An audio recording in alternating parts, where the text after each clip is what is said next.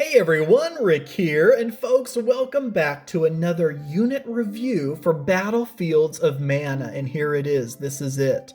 This is the last core figure for Battlefields of Mana. Before we move on to Mercenaries, Marauders, all kinds of crazy additions and special features you can add to your army, just for the basic Lunar Knights or Regal Guard, we've talked about them all. Ranged infantry and cavalry, melee infantry and cavalry, siege engines, sorcerers, unit commanders, and now finally warlords. You can absolutely play Battlefields of Mana without warlords, but to get the full experience, each player should have a warlord. And I have figures that represent male warlords, female warlords, both foot and mounted. You're going to need one of each, no matter the gender. Cost. We'll skip right to cost. Look at the cost. It says NA, not applicable, because you either play with warlords or you don't. You and your opponent both have one or you don't. They're just too powerful to, someone have one and the other person doesn't have one. So here I have an example of the Regal Guard of the Golden Solstice, a foot warlord and a mounted warlord. And then just as an example, Lunar Knights also have their warlord. I just have a foot one pictured there, but of course the stats are the same. There's a lot to talk about. Let's dive right in. Warlords are single figures that can either operate independently on their own or be attached to a unit. They can either be running around on foot, they can run around on horseback, they can attach themselves to any friendly unit, foot or mounted. If, we had our warlord on horseback and he wanted to attach himself to a unit of swordsmen, he could. He would just get off of his horse and you would use the foot pose and attach it to the unit of swordsmen. Or if he was on foot and he wanted to attach himself to, let's say, we'd happen to have here a unit of heavy cavalry. Even if he was on foot, boom, he attaches himself to the unit. Single figures always get placed in the front rank. You never replace the banner bearer, but either side can be replaced, and then that figure is just moved to the back. This isn't going to be able to stay here, but just so you can see, you would just put it in the back on either side, however the case may be. And then you would stick the figure right there. He always mimics the combat profile of the unit he attaches himself to. You can think of it like he has a squire that's always running around with his horse, so he can get up and off of it at will. So if he wanted to leave this unit and run over and become a foot guy again, he absolutely could. So that's why when you notice on the unit profile, his movement is 4 if he's on foot, but 6 if he's mounted, and he has the cavalry ability with the asterisk if he is on horseback. So again, he can run around individually or attach himself to a unit like he is there. Either way, his personal attack dice are 4. He gets to roll 4 attack dice. So in this situation, heavy cavalry, 3 attack dice, 3 attack dice, 4 attack dice. That's 10 attack dice, except you would roll them separately because they are 2 separate attacks. So for example, you would roll with your heavy cavalry first or roll with the warlord first, whatever the case may be.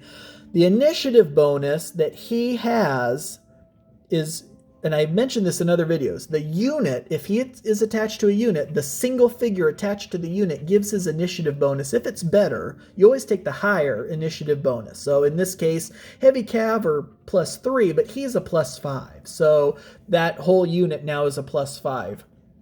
And combat strength is a +1. Well, it's a good thing he added himself to that unit because they're also +1s. So they work out pretty well together.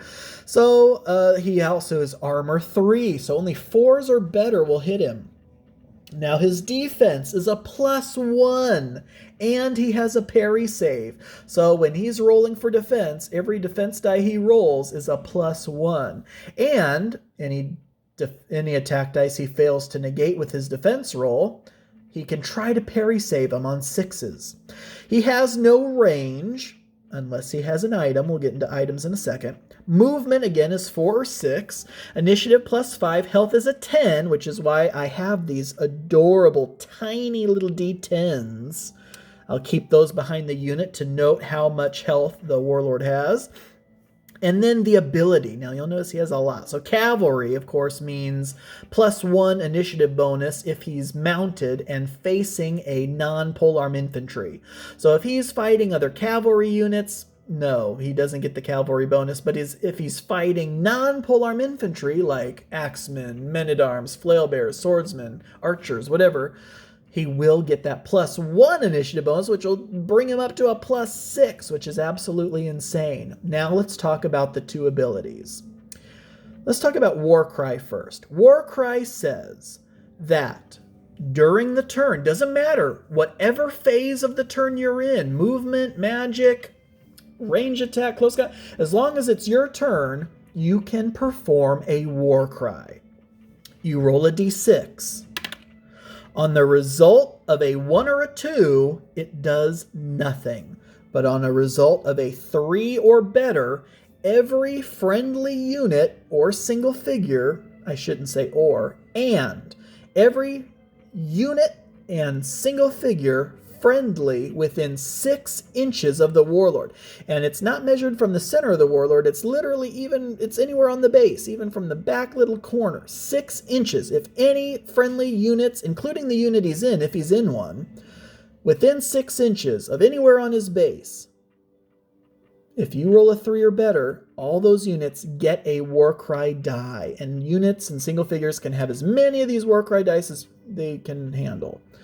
A Warcry die just gets added to the unit, and then that Warcry die can be used as an additional attack die, an additional defense die, or even to bump up your initiative roll. So instead of rolling 1d6 and adding your initiative bonus, you could roll multiple d6 if you use Warcry dice along with your initiative dice. So those are extra die. The Warlord can Warcry units within 6, and they all get it. Not just the unit he's in, not just the unit next to him. Every friendly unit and single figure around him within 6 inches, line of sight not required.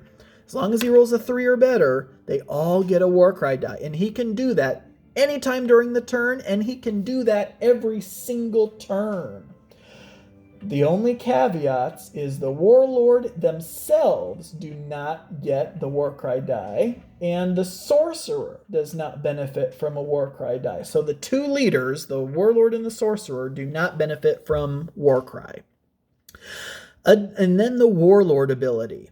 The Warlord ability has several features. First of all, the unit he's attached to obviously gets to use his initiative. However, every unit also within 6 inches, line of sight not required, also get to use that initiative bonus. I mean, come on, is that not absolutely insane? So, like a unit commander, you attach one of those to a unit, that unit itself gets the initiative bonus. The Warlord, all units and single figures within 6 inches all get to use the Warlord's initiative bonus, and they never suffer the panic disability. Panic is if your unit is cut to half or less of your starting strength, you suffer a -1 to your initiative roll.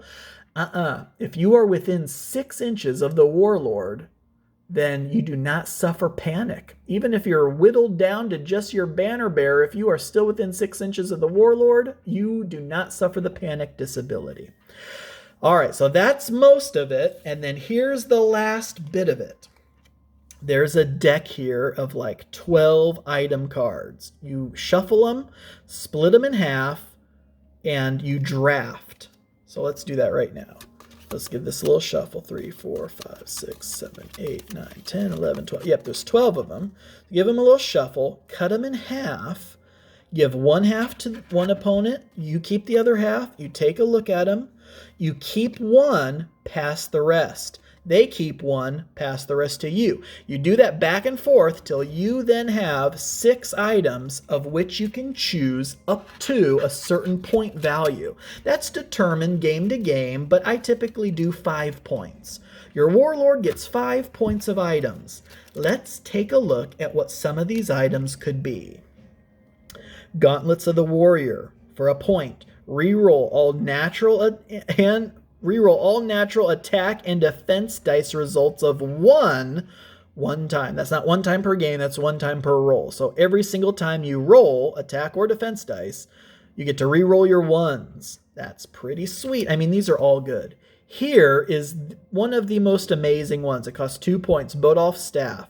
Channel an extra d4 of mana. That's more of a benefit for your sorcerer, but the warlord is like also channeling, and then combined with the sorcerer, that's 2d4 mana. That's insane. 2d4 mana is huge. Guardian Shield for a point. You get dodge. The warlord adds dodge to the defensive abilities. Dodge is reroll all defense die results that failed to negate an attack roll. Armor of Retaliation, 2 points. When wounded, immediately counterattack with the same number of unmodified attacks. So if the warlord ends up taking 3 wounds, even after all the defense, he still took 3 wounds, immediately do 3 attacks right back at whoever wounded you. Doesn't matter if it was range, doesn't matter if it was from a catapult, doesn't matter if the warlord ended up dying. You still get to do that retaliation, and that's in addition to the warlord's own attack. Now, I will say this, if the warlord does ever die, the whole army for the rest of the game suffers a -1 initiative modifier. Poison Dagger for a point. Affect poison. This includes range, so it's not just like a poison dagger, but it could be a poison anything. Why might it be range for someone without range? We'll talk about that in a second. But poison, I should have brought a poison token over. I have a bunch of little poison tokens. If you successfully wound an opposing figure or unit, that unit becomes poison. They take a poison token. At the end of every turn, every player's turn, the player's turn who poisoned them and the player's turn who was poisoned, so basically twice every single round, roll a d6. I should look up exactly what it is. It is a result of 1 is 2 wounds on the unit or single figure. These are automatic wounds. You can't roll to defend against these. A 1 is 2 wounds. A 2 or 3 is 1 wound. A 4 or 5 is no effect. And a 6, if you roll a 6, you cure the poison. But that's every single attack. Even at range, you could potentially poison your opponent. They have to roll a d6 at the end of everybody's turn and take wounds accordingly. The Banner of Courage for a point. Yourself and attached unit, if you are attached to one, always strikes first. Ignore initiative. Always strike first. Even before polearm. This supersedes polearm. Always strike first. Helm of Regeneration for 2 points. Start of your own turn, roll a d6. If you roll a 5 or a 6, you get to heal d4. This is huge because there are not many ways to heal. The sorcerer does have a healing spell, but if you have this, every single turn, you roll a d6, and on a 5 or a 6, like right there, you have a 1 in 3 chance, essentially, of healing d4 wounds. It is so annoying when your opponent has that. Here's how you can give your warlord range. An arm cannon for a point simply gives him an 8-inch range. Doesn't even matter. All the combat strength and everything all adds to that. He now has an 8-inch range. If you add that with the poison dagger, you could shoot at range and, poison him from afar. If you include the gauntlets of the warrior, you're re-rolling 1s. Here's one. Boots of the Artificier. Cost for 1 point. Effect. Rally. And +2 movement to self and attached unit if attached to one. Infantry only. So these boots, he basically hands them out to the whole infantry unit he's attached to, essentially. Rally means it doesn't cost anything to wheel. You can wheel as many times as you want, as far as you want. You can 360 wheel, because normally when you wheel a unit, you're still spending movement points to wheel, and Now with rally, basically you get a free reform. It's not a wheel. I shouldn't say wheel. It's a reform. You pivot on the center of the unit. Basically what they're doing right now on that turntable. You can, thank you for demonstrating that. You can reform in any direction as many times. So you move 3 inches, reform. Move 4 more inches, reform. Move 5. Because normally a reform is an entire movement action. You can wheel, and depending on how far you wheel, that's part of your movement points. You can totally reform, and that's one entire movement action. Rally is a big deal. Plus, this adds +2 to your attached unit. So if you attach your warlord to a unit of swordsmen, they are now moving 6 inches, and they can rally, reform for free. So I mean, that's pretty sweet. Axe of Legend for 1 point gives the warlord assault. If you recall, assault is 6s explode. Any 6s the warlord rolls explode, which is pretty sweet. Generates more dice. Every 6 you roll is another dice you get to roll, and those dice can also explode. And then a squire. We said that he already probably had a squire who handles his horse, but here is a very cool squire. Squire for 2 points. Effect: the squire himself has 2 HP and 2d6 unmodified attacks simultaneous with the warlord. Those attacks are basically increases the warlord's attack dice to 6, but they're unmodified, unlike his 4. So you roll his 4 first, modify them, roll 2 more unmodified, but it's still all considered 1 attack. The squire himself is unable to be targeted, and a wound on the warlord may be given to the squire instead. So the squire has 2 HP, basically bumps the warlord's attack dice up by 2 for unmodified, and bumps his health up by 2. So that's just a very cool thing, especially when you add it to this. The Amulet of Time for 2 points immediately take a second attack action. So, I mean, just do the math. Especially if you have the squire. That's 12 dice. 4 dice for the warlord, then 2 more dice, and then immediately take a second attack action. 4 more attack dice, 2 more attack dice. Especially when you add it with assault. Now he's attacking twice, 6s explode, maybe reroll 1s, maybe do that all at range. I mean, come on.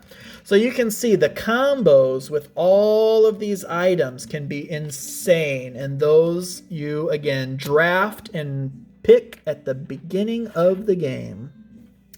And folks, man, this was a long one, but we had a lot to talk about. That is a lot of the ins and outs of the warlord. One other thing I want to mention about single figures: when they're on their own, they don't have flanks. So they don't need a wheel or anything like that. They kind of just move as the crow flies around the battlefield, and they don't suffer penalties for being charged in the flank or the rear, or getting shot in the flank, because they don't have flanks or rears. If someone attacks them from the side, just move the figure over, because he doesn't have a flank or rear.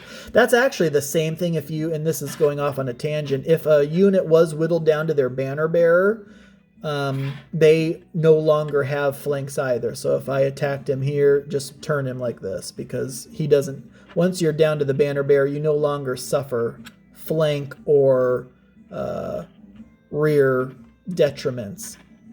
However, you are always panicked, unless you're within 6 of the warlord. All right, anyway, that's all, folks. Thank you all so much for watching. I do truly appreciate it. And until next time.